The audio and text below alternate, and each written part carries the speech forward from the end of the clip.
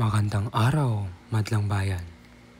Welcome sa punot dulo ng Dilago Grand Contest. Para sa ngayong araw na ito, ang contestant natin ay si Lynx Tolentino. Isang palakpakan dyan. Pagkatating niya, ayan na siya. Salamat sa kanyang pamilya, sa mga supporters niya, sa kapatid niya, sa mga kaibigan niya. Sige. Para sa una mong tanong, pakinggan mo. Alin sa mga wikang alam, sinasalita mo ang unang mong natutuhan? Alin ang nahuli? Saan at paano mo ito natutuhan? Sa mga anong pagkakataon mo ito nagagamit o sinasalita? Ang unang wikang natutunan ko ay Tagalog sa pamamagitan ng aking mga magulang at incidental learning na pandinig. Bilang bata, ang simple at paulit-ulit na mga salita tulad ng kain, tulog at laro ang naging pundasyon ng aking komunikasyon. Gayunpaman, aminado akong medyo mahirap matuto noon kasi madalas ako nabubulol. I mean, kahit ngayon, nabubulol pa rin ako kadalasan. Minsan, pinapagalitan ako ng aking mga magulang kapag mali-mali ang mga bigkas ko. Pero natutunan ko rin eto nung kalaunan. Pagdating sa English kasi, natutunan ko 'to sa pamamagitan ng mga formal na edukasyon at media tulad ng mga panonood ng cartoons at mga pelikula. Gaya ng Phineas Ferb, kung saan madalas kong ginagaya ang mga linya. Isa sa mga paborito kong mga sinasabi noon ay, "Ferb, bro, I know what we're gonna do today." Sa pang-araw-araw na buhay, pareho kong ginagamit ang Tagalog at Ingles depende sa kausap ko.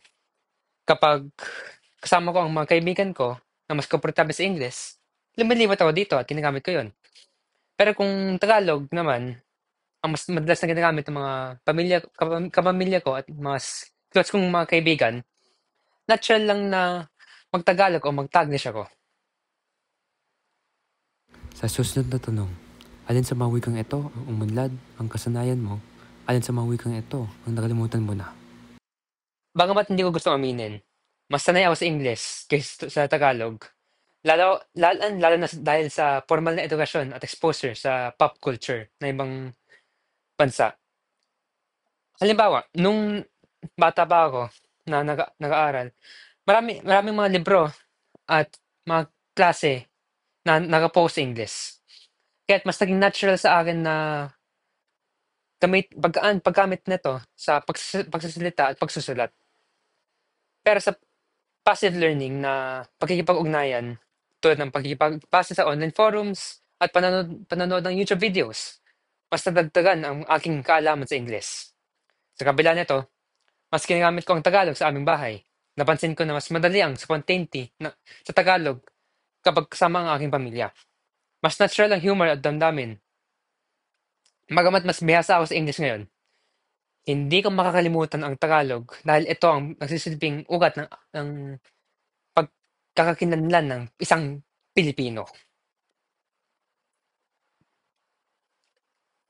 Sunod, sinasabi sa Marxist hypothesis na tuwiran at malaki ang ugnayan ng wika at material na kondisyon ng pamumuhay sa speech at social behavior. Anong mga language acquisition support system ang meron o umiiral sa iyong paligid habang natututuhan mo ang mga wikang ito? Sa konteksto ng Marxist hypothesis, malinaw ang ugnayan ng wika sa ating kapaligiran at material na kondisyon habang lumalaki ako. Sa buhay at sa bahay, ang mga kilos at ekspresyon ng aking pamilya ay nagsisilbing ang unang language acquisition support system ko. Halimbawa, tuwing hindi nangingiyaw ng pagkain, tituro nila na ang tamang salita ay gusto ko po ng tubig. Hindi gusto ko lang tubig o pagkain man. Kailangan daw laging may po doon. Hindi ko pa naintindihan to no, agad-agad, ngunit nung paulit-ulit na, natuto ako. Sa paaralan naman, ang mga guro at kaklase ay naging bahagi ng sistema ko sa pag-aaral ng Ingles. Bukod dito, nakatulong ang media, tulad ng cartoons at pelikula. Natandaan ko pa nung una nung panoorin ko ang Finding Nemo. Kahit hindi ko pa naman lubos naintindihan ang mga sinasabi ni Nemo Tori. Natawa ako sa visual storytelling na nag-encourage na-encourage ako na alamin ang kahulugan ng kanilang mga linya at culture at pagsasalita kahit na sa ibang bansa sila. Sunod, sakaling Tagalog at English lang ang wikang natutuhan, maaaring talakayin kung anong uri ng dialekto ng wikang ito ang iyong natutuhan o sinasalita sa iyong tahanan. Sa aming tahanan kasi, Manila Tagalog ang paunahing ang ginagamit. Kahit na ang aking mga magulang ay taga Isabela at magaling mag-Ilocano, ito ay, ito ay dahil ang Tagalog ang mas practical na option na wika sa Maynila. Kung saan mas madalas kami nakikipag-ugnayan sa mga taga Maynila ng Tagalog. Bagamat hindi ko man lubos na natutunan ang Ilocano, naintindihan ko ang ibang mga salita tulad ng when na ibig sabihin oo at kapsat na ibig sabihin kapatid. Lalo na kapag may naririnig ang usapan sa probinsya, wala akong masyadong naiintindihan. Pero sa mga kaibigan at ibang membro ng pamilya, madalas akong gumagamit ng Taglish. Halimbawa, kain tayo tapos later, let's go to the mall. Ang itong paraan ng pagsasalita ay sumasalamin sa modernong Filipino culture. Isang patunay na kaya nating iangkop ang dalawang wika para makaintindihan. Huli, ano ang halaga ng wikang ito sa pagkilala mo sa iyong pagkatao at kapaligidang ginagalawan mo? Ang mga wikang ito ay humuhugos sa aking pagkatao at pagkakilanlan. Ang Tagalog ay nagsisilbing tulay ko sa pakikipag-usap sa aking kapwa Pilipino. Halimbawa, sa mga family reunions ko o community gatherings, ang paggamit ng Tagalog ay nagpapadama sa akin ng pagiging bahagi ng isang komunidad. Samantala, nakatulong naman ang Ingles sa pagpapalawak ng sa aking pananaw sa mundo. Sa pamamagitan ng pagbabasa ng dayuhang panintikan o panonood ng international media, tulad ng mga sinabi ko kanina na Phineas and Ferb, um, Finding Nemo, or ngayon, Arcane, makakaroon ako ng access sa ibang mga kultura nila.